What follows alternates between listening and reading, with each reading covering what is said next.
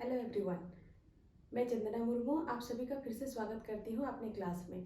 तो पिछले क्लास में मैंने बताया था रासायनिक अभिक्रियाओं की विशेषताओं के बारे में। इस क्लास में मैं बताने वाली हूँ रासायनिक समीकरण।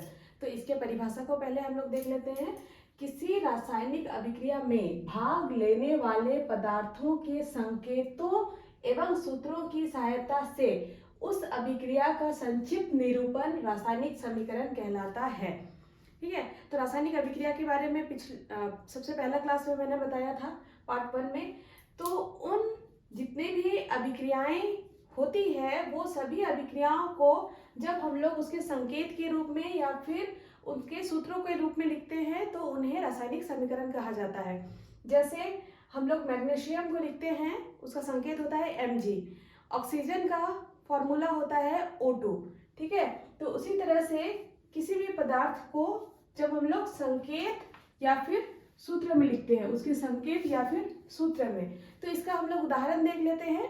ठीक है, जैसे मैग्नीशियम जब अभिक्रिया करता है ऑक्सीजन के साथ तो ये बनाता है मैग्नीशियम ऑक्साइड। ठीक है, तो अब इसमें क्या होता है, मैग्नीशियम जो है ये अकेले है, यानी कि इसका एक परमाणु है, और ऑक्सीजन जो है इसका 2 परमाणु है। तो राइट साइड में ये दोनों अलग अलग तत्व क्या कर रहे हैं, आपस में अभिक्रिया करके एक नए यौगिक का निर्माण कर रहे हैं, और वो यौगिक हो रहा है मैग्नीशियम ऑक्साइड। तो अब क्या होता है, इसको संतुलित करना है, तो इसके लिए क्या करना होगा, ऑक्सीजन का लेफ्ट साइड में 2 परमाणु है, राइट साइड में 1 है, तो इसे 2 करने के लिए हम लोग यहाँ पे 2 लगाएंगे, और उस 2 के वजह से क्या होता है, ऑक्सीजन का परमाणु तो 2 हो गया, लेकिन मैग्नीशियम का जो परमाणु है वो भी 2 हो गया। तो अब मैग्नीशियम प्रतिफल की तरफ 2 हो गया है और अभिकारक की तरफ 1 है, तो इसे भी अब 2 करना होगा। तो इस तरह से दोनों अभिक्रियाएं जो है वो क्या हो जाती है, संतुलित हो जाती है। और इसी अभिक्रिया को जब इन संकेतों के रूप में या फिर सूत्रों के रूप में लिखते हैं तो इसी को कहा जाता है रासायनिक समीकरण। ठीक है, एक और एग्जांपल हम बताते हैं। जैसे हाइड्रोजन क्लोरीन के साथ जब अभिक्रिया करता है तो ये HCl यानी कि हाइड्रोक्लोरिक अम्ल बनाता है। अब लेफ्ट साइड में अभिकारक की तरफ हाइड्रोजन के 2 परमाणु, क्लोरीन के भी 2 परमाणु है, लेकिन प्रतिफल की तरफ हाइड्रोक्लोरिक अम्ल का परमाणु जो है वो एक ही है, यानी कि ये यौगिक के रूप में एक ही इसके परमाणु है। तो इससे 2 करने के लिए हम लोग आगे भी 2 बैठा सकते हैं। तो इस तरह से समीकरण जो है वो संतुलित हो गया। तो इससे पहले रासायनिक अभिक्रिया में जो भी एग्जाम्पल हम बताए हैं उनमें से किसी भी एग्जाम्पल को आप लोग ले करके रासायनिक समीकरण का परिभाषा लिख करके उसे उदाहरण के तौर पे दे सकते हैं। ठीक है, अब होता है क्या, इन रासायनिक समीकरणों को यानी कि जो भी रासायनिक अभिक्रियाएं होती हैं उन अभिक्रियाओं को जब हम लोग संकेत या सूत्र के रूप में लिखते हैं तो वो समीकरण कहलाता है। इस समीकरण को लिखने का कुछ कुछ नियम होता है। तो इसका नियम क्या है, सबसे पहले है तीर चिन्ह के पहले, यानी कि जो पदार्थ भाग लेते हैं उन्हें कहा जाता है अभिकारक, और अभिक्रिया के बाद जो पदार्थ बनते हैं उन्हें कहा जाता है प्रतिफल। तो अभिकारक के तरफ जितने भी पदार्थ भाग लेते हैं उन सभी पदार्थों के बीच में क्या करते हैं, हम लोग ये प्लस का जो चिन्ह होता है इसे लगाते हैं, यानी कि पदार्थ अगर 2 या 2 से अधिक होता है तो सबके बीच में हम लोग प्लस चिन्ह लगाएंगे। ठीक है, इसके बाद राइट साइड में यानी कि प्रतिफल के तरफ जो पदार्थ होते हैं, अगर पदार्थ अकेले होता है तो उसमें प्लस लगाने का जरूरत नहीं पड़ता है। अगर पदार्थ नया पदार्थ जो भी निर्माण होता है वो अगर 2 या 2 से अधिक होता है तो उनके बीच में भी चिन्ह लगाया जाता है। दूसरा नियम क्या होता है कि अभिकारक को हमेशा लेफ्ट साइड में लिखा जाता है, प्रतिफल या उत्पाद को हमेशा राइट साइड में लिखा जाता है। और हर अभिकारक और प्रतिफल के बीच में क्या दिया जाता है, एक तीर चिन्ह लगाया जाता है, और ये तीर चिन्ह आगे की तरफ ये दर्शाता है कि अभिक्रिया कौन से दिशा में हो रहा है। ठीक है, तो ये है रासायनिक समीकरण को लिखने के कुछ कुछ नियम। तो इससे रिलेटेड नियम को मैंने नहीं लिखाया क्योंकि नियम के बारे में एग्जाम में उतना क्वेश्चन नहीं पूछता है, बस आप लोग की जानकारी के लिए मैंने ये बता दिया। अब है आगे संतुलित रासायनिक समीकरण। तो वो रासायनिक समीकरण जिसमें समीकरण के दोनों और प्रत्येक तत्व के परमाणुओं की संख्या समान होती है। समीकरण में जैसे ये एक समीकरण है, इस समीकरण में दोनों और प्रत्येक तत्व यानी कि अभिकारक के तरफ और प्रतिफल के तरफ के परमाणुओं की संख्या समान होती है। जैसे लेफ्ट हैंड साइड और right hand side. Left hand side में हाइड्रोजन का 2 परमाणु, क्लोरीन का 2 परमाणु। तो यहाँ पे राइट हैंड साइड में हाइड्रोजन और क्लोरीन दोनों के एक एक परमाणु थे। तो उन्हें संतुलित करने के लिए हमने क्या किया, इसमें हाइड्रोक्लोरिक अम्ल में 2 गुणांक किया। ठीक है, तो इसमें भी 2 हो गया और क्लोरीन में भी 2 हो गया। तो जिसके कारण अभिकारक के तरफ और प्रतिफल के तरफ जितने भी तत्व है उन सभी तत्वों के परमाणुओं का संख्या जो है वो बराबर हो गया। तो उसी को कहा जाता है संतुलित रासायनिक समीकरण। ठीक है, अब ये संतुलित रासायनिक समीकरण का क्या महत्व होता है, संतुलित रासायनिक समीकरण हम लोग क्यों लिखते हैं या क्यों जरूरी है।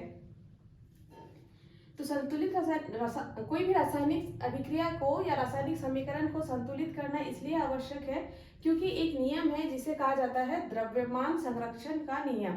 तो द्रव्यमान संरक्षण के नियम के अनुसार क्या होता है, किसी भी रासायनिक अभिक्रिया में द्रव्यमान का ना तो निर्माण होता है ना ही विनाश होता है।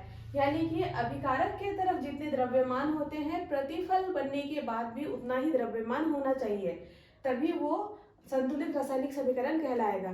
तो उसके लिए हम लोग समीकरण को संतुलित करने के लिए क्या करते हैं, जितना संख्या का जरूरत होता है उतना संख्या का गुणांक करते हैं।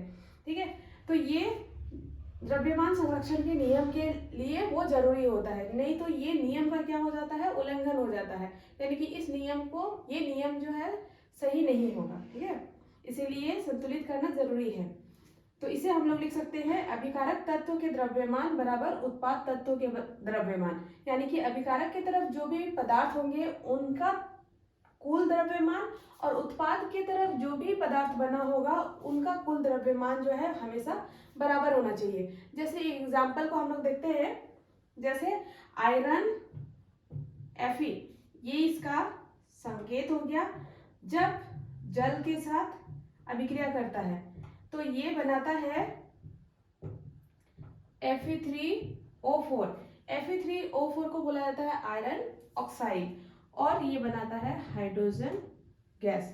ठीक है, तो ये हो गया आयरन, ये हो गया जल, ये हो गया आयरन ऑक्साइड और ये हो गया हाइड्रोजन। ठीक है, तो अब हम लोग ये देखते हैं कि लेफ्ट हैंड साइड में और राइट हैंड साइड में जितने भी तत्व है वो बराबर है या नहीं है। तो लेफ्ट हैंड साइड में Fe जो है वो 1 है, हाइड्रोजन 2 है, ऑक्सीजन 1 है। अब राइट हैंड साइड में Fe यहाँ पे 3 दिया हुआ Fe3, ऑक्सीजन 4 है और हाइड्रोजन 2 है। तो हाइड्रोजन अभिकारक के तरफ और प्रतिफल के तरफ दोनों तरफ बराबर है, इसलिए उसे संतुलित करना अभी जरूरी नहीं है। तो हम लोग या तो Fe से कर सकते हैं या फिर ऑक्सीजन से कर सकते हैं, आयरन से या फिर ऑक्सीजन से। ठीक है, तो सबसे पहले Fe से करते हैं। Fe के लिए हम लोग यहाँ 3 लगाएंगे। तो Fe के लिए 3 गुणांक करने से ये 3 हो जाता है। Fe लेफ्ट में 3 हो गया, राइट में भी 3 हो गया। अब बचा हुआ है ऑक्सीजन। ऑक्सीजन राइट साइड में 4 है, लेफ्ट साइड में 1 है। तो इसे 4 करने के लिए जल के आगे हम लोग 4 गुणांक करेंगे। तो 4 गुणांक करने पर ऑक्सीजन तो 4 हो जाता है, लेकिन हाइड्रोजन जो है लेफ्ट साइड में क्या हो गया, 4 दूनी 8 हो गया। हाइड्रोजन का मान अब यहाँ पे 8 हो गया। अब राइट साइड में क्या है, 2 हाइड्रोजन है। तो 2 हाइड्रोजन को 8 करने के लिए यहाँ पे 2 के साथ 4 गुणांक करना होगा, तब ये 8 हो जाएगा। ठीक है, तो अब लेफ्ट साइड में हाइड्रोजन 8 था, तो उसके लिए राइट साइड के हाइड्रोजन को 8 करने के लिए क्या करेंगे, यहाँ पे 4 गुणांक करेंगे। जिससे क्या होगा, राइट साइड का हाइड्रोजन भी 8 हो गया। अब लेफ्ट साइड में आयरन हो गया 3, राइट साइड में आयरन हो गया 3। लेफ्ट साइड में हाइड्रोजन हो गया 8, राइट साइड में हाइड्रोजन हो गया 8। लेफ्ट साइड में ऑक्सीजन हो गया 4 और राइट साइड में ऑक्सीजन पहले से ही था 4। तो इस तरह से समीकरण को संतुलित करना जरूरी है, जिससे द्रव्यमान संरक्षण का नियम जो है उसका उल्लंघन ना हो। इस तरह से कोई भी पदार्थ या कोई भी अभिक्रिया को हम लोग उसका गुणांक लगा के, गुणांक मान लगा के उसे संतुलित कर सकते हैं। अब आगे देखते हैं कुछ समीकरणों को, ठीक है, और उन्हें संतुलित करने का कोशिश करते हैं। सबसे पहला है एल्युमिनियम क्लोराइड AlCl3। ये जब अभिक्रिया करता है कैल्शियम हाइड्रोक्साइड के साथ, तो ये बनाता है aluminium hydroxide plus calcium chloride. Aluminium chloride का फार्मूला होता है AlCl3, कैल्शियम हाइड्रोक्साइड का फार्मूला होता है CaOH2, और यह अभिक्रिया करके जो उत्पाद बनाता है ये है एल्युमिनियम हाइड्रोक्साइड। एल्युमिनियम हाइड्रोक्साइड का फार्मूला होता है AlOH3, और क्या बनाता है कैल्शियम क्लोराइड। कैल्शियम क्लोराइड का फार्मूला होता है CaCl2। तो इसमें अब ये देखना है कि लेफ्ट हैंड साइड में और राइट हैंड साइड में जो तत्व है वो बराबर है या नहीं है, लेफ्ट हैंड साइड और राइट हैंड साइड। एल्युमिनियम है, एल्युमिनियम 1 है, यहाँ पे एल्युमिनियम 1 है, यहाँ पे क्लोरीन लेफ्ट में 3 है, राइट साइड में क्लोरीन 2 है। कैल्शियम लेफ्ट में 1 है, राइट साइड में कैल्शियम 1 है। अब OH में कभी कभी हम लोग OH को एक साथ भी ले सकते हैं क्योंकि ब्रैकेट के अंदर है, और कभी अगर जरूरत पड़ा ब्रैकेट के अंदर भी अगर कभी कोई मान दिया रहेगा तो उसमें हम लोग ब्रैकेट के अंदर वाले पदार्थ को अलग अलग लेंगे। तो यहाँ पे OH 2 है, यहाँ पे OH 3 है, या फिर हम लोग ऑक्सीजन का अलग अलग सकते हैं, हाइड्रोजन का अलग अलग ले सकते हैं, ठीक है। तो अब एल्युमिनियम दोनों तरफ बराबर है, क्लोरीन बराबर नहीं है, कैल्शियम बराबर है, OH बराबर नहीं है, ठीक है। तो सबसे पहले हम लोग क्लोरीन को कर लेते हैं। तो क्लोरीन में 3 और 2 है, तो इसके लिए हम लोग दोनों को बराबर करने के लिए लेफ्ट साइड वाले क्लोरीन में 2 गुना करना होगा और राइट साइड वाले क्लोरीन में 3 गुना करना होगा। तो क्या होगा, क्लोरीन का मान जो है वो 6 हो जाएगा, ठीक है। तो लेफ्ट साइड में हमने 2 गुना किया, 2 गुणांक किया, और राइट साइड में 3 गुणांक किया। अब एल्युमिनियम लेफ्ट साइड में क्या हो गया, 2 हो गया, एल्युमिनियम 2 हो गया, क्लोरीन 3 दूनी 6 हो गया, ठीक है। अब राइट साइड में क्लोरीन 6 हो गया, लेकिन यहाँ पे कैल्शियम जो है वो 3 हो गया, ठीक है, कैल्शियम का मान बढ़ गया।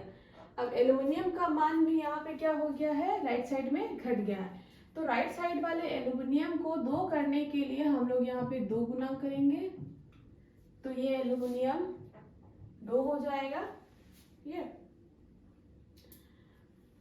अब यहाँ पे एल्युमिनियम के लिए राइट साइड वाले एल्युमिनियम के लिए 2 लगाए, तो OH का मान जो है ये क्या हो गया, ये 3 दूनी 6 हो गया, ठीक है। राइट साइड में हो गया अब 6, 2 गुना करने पर। अब लेफ्ट साइड वाले OH में 6 करने के लिए हम लोग यहाँ पे 3 गुना करेंगे, तो ये 6 हो जाएगा।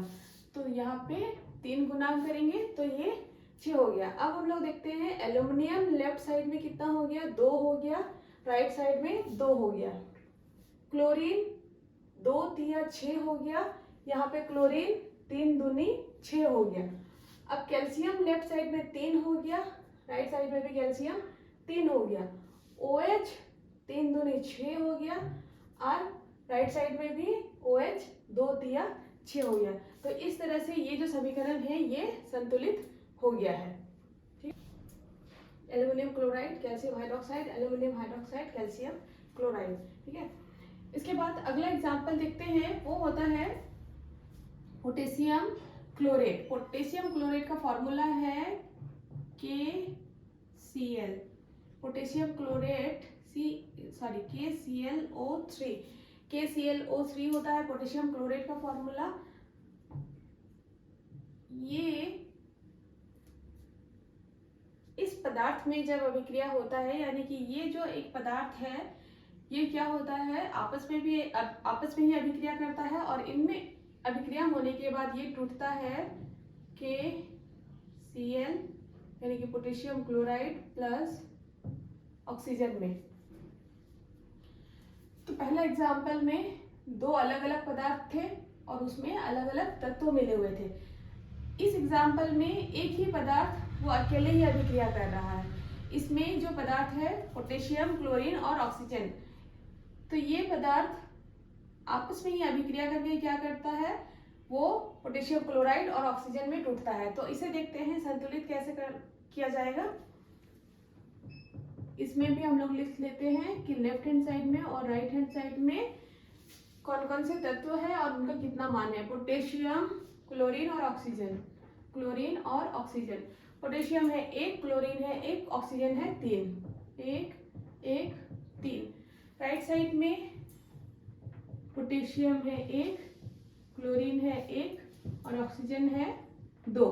तो सबसे पहले क्योंकि पोटेशियम और क्लोरीन जो है वो बराबर है तो उसे अभी संतुलित नहीं कर सकते हैं, क्योंकि उसमें कितना गुणांक करना है हमें नहीं पता है। तो ऑक्सीजन अलग है तो इससे सबसे पहले करेंगे, तो 3 और 2 को समान मान लाने के लिए हम लोग क्या करेंगे, क्योंकि 3 को हम लोग 2 नहीं कर सकते और 2 को 3 नहीं कर सकते, इसीलिए 3 की तरफ 2 गुणांक करेंगे लेफ्ट साइड में, तो ये कितना हो जाएगा 6।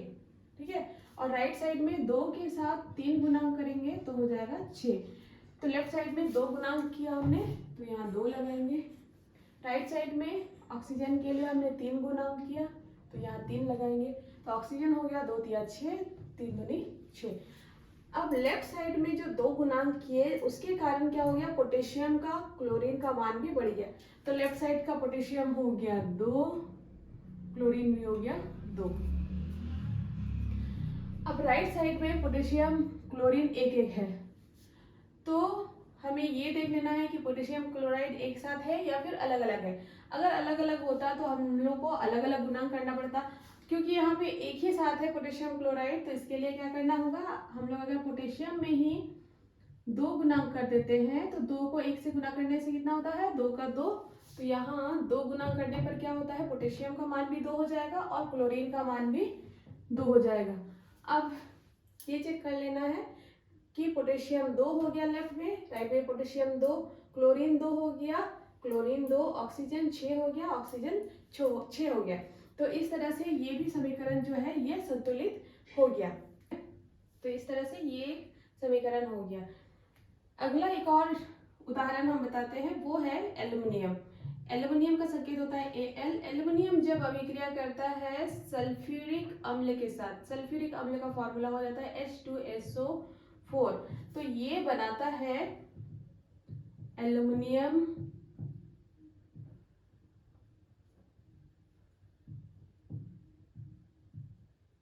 Sulphate AlSO4 plus hydrogen gas उत्पन्न करता है।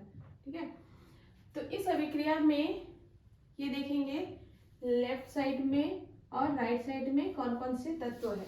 लेफ्ट में एल्युमिनियम है जो 1 है, हाइड्रोजन 2 है, सल्फर 1 है, ऑक्सीजन 4 है। राइट साइड में एल्युमिनियम 1 है, सल्फर, ये ब्रैकेट के अंदर जो 4 है ये 4 सिर्फ ऑक्सीजन के लिए होगा। ठीक है, और ब्रैकेट के बाहर जो 3 है ये 3 सल्फर के लिए भी होगा और ऑक्सीजन के लिए भी होगा, ठीक है। तो इसीलिए सल्फर राइट साइड में कितना हो जाएगा 3 और ऑक्सीजन कितना हो जाएगा 4 तिया 12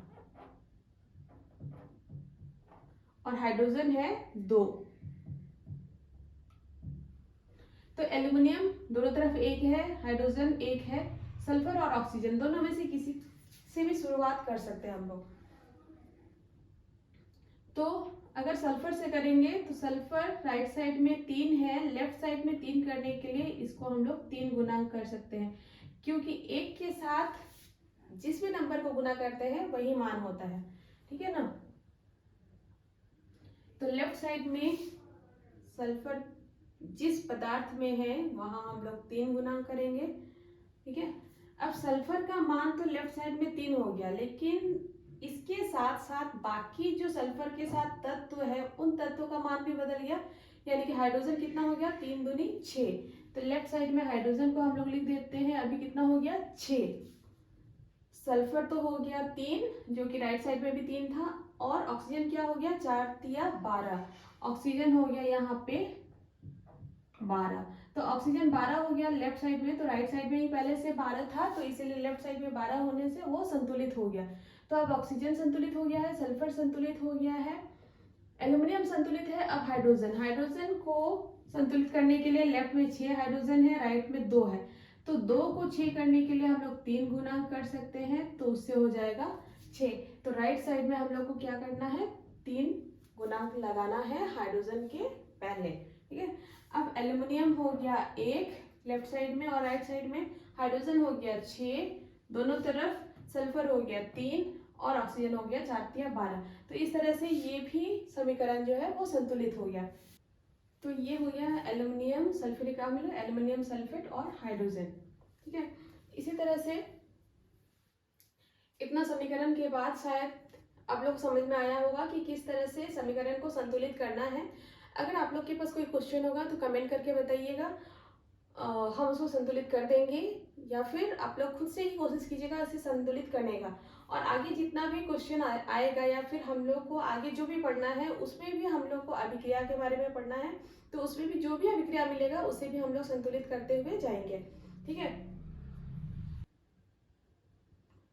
अब कभी कभी कुछ कुछ अभिक्रियाएं ऐसी होती है जिनमें कुछ परिस्थितियों में वो अभिक्रियाएं होती है, तो उन परिस्थितियों में होने वाली अभिक्रियाओं को हम लोग किस तरह से दर्शाते हैं।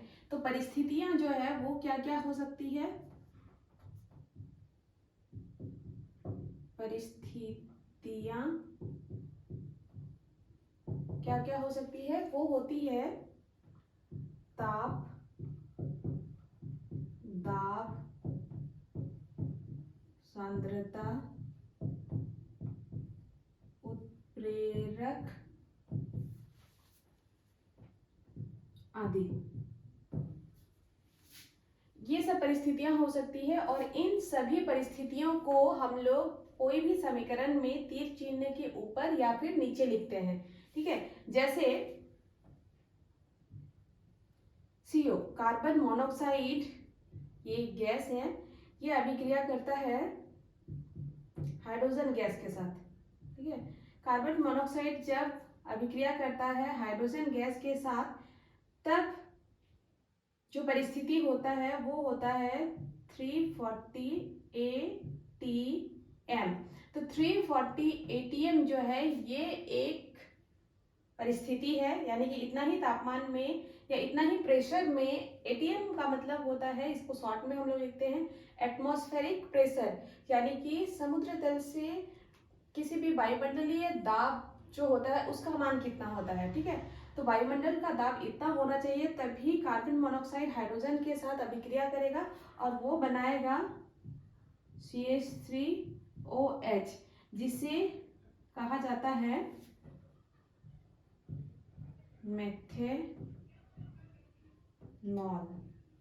मेथेनॉल, या फिर इसका दूसरा नाम होता है मिथाइल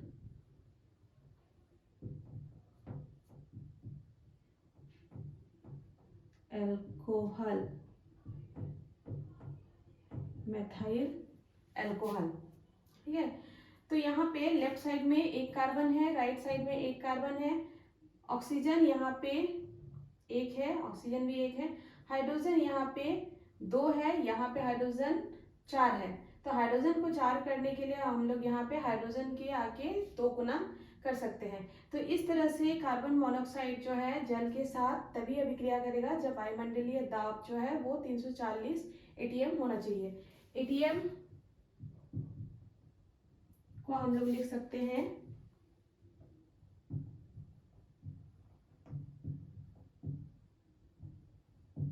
एटमॉस्फेरिक प्रेशर। ठीक है, एटमॉस्फेरिक प्रेशर या फिर वायुमंडलीय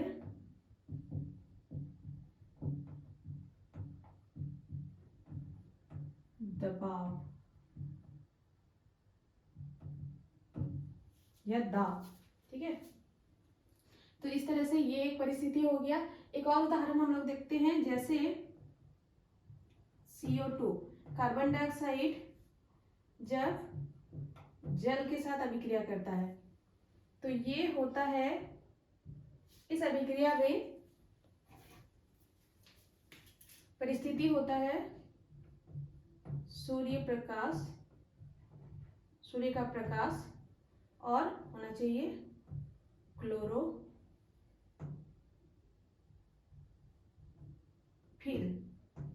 यानी कि सूर्य का प्रकाश और क्लोरोफिल को देख के हम लोग ये बोल सकते हैं कि ये प्रकाश संश्लेषण का प्रक्रिया है जो कि पादपों में होता है। तो पादप कार्बन डाइऑक्साइड को ग्रहण करते हैं वायुमंडल से और उन्हें सूर्य से क्या चाहिए होता है, सूर्य का उष्मा या प्रकाश चाहिए होता है उष्मा के रूप में। जमीन से ये जल को ग्रहण करते हैं और उनमें उपस्थित जो हरा पदार्थ होता है वो क्लोरोफिल होता है। तो ये सब परिस्थितियां होगी तभी इनके बीच में अभिक्रिया हो पाएगा, प्रकाश संश्लेषण का क्रिया हो पाएगा। प्रकाश संश्लेषण की क्रिया के बाद बनने वाले जो पदार्थ होते हैं वो होते हैं C6H12O6 जो है ग्लूकोज। इसके बाद होता है जल, इसके बाद बनता है ऑक्सीजन। ठीक है, तो ग्लूकोज बनता है, जल बनता है और ऑक्सीजन बनता है। और इसी ग्लूकोज को जब कोई जीव ग्रहण करते हैं तो उन्हें ऊर्जा प्राप्त होता है पादपों से, ग्लूकोज। ठीक है, अब ये देखना है कि लेफ्ट साइड में और राइट साइड में जो पदार्थ है वो संतुलित है या नहीं है। और 2 14। ठीक है, अब कार्बन को सबसे पहले करते हैं। कार्बन को हम लोग 6 करने के लिए यहाँ पे 6 गुना करेंगे। तो यहाँ 6 गुना करने पर ऑक्सीजन कितना हो गया, 6 दूनी 12 और 1 13 हो गया। हाइड्रोजन यहाँ करके देखते हैं, 6 दूनी 12, 12 और 12 24। यहाँ पे हम लोग 12 दूनी 24 कर सकते हैं। अब यहाँ पे अगर 12 दूनी 24 हो जाता है तो ये हो जाएगा 12 और 12 और 12 हो जाएगा 24 ऑक्सीजन। यहाँ पे 6 हो गया, 6 हो गया, 6 6 12 और 6 24। ठीक है, तो लेफ्ट साइड में यहाँ पे ऑक्सीजन 6 दूनी 12 प्लस यहाँ पे 12 24 ऑक्सीजन हो गया। राइट साइड में 6 हो गया प्लस 6 हो गया प्लस 12, तो ये हो गया 24। कार्बन लेफ्ट साइड में 6 हो गया, राइट साइड में कार्बन 6 हो गया। हाइड्रोजन 12 दूनी 24 हो गया, एक ही जगह है लेकिन यहाँ पे 12 है और यहाँ पे 12 है, तो ये 12 12 मिलके 24 हो गया। तो इस तरह से ये जो समीकरण है ये संतुलित हो गया। ठीक है,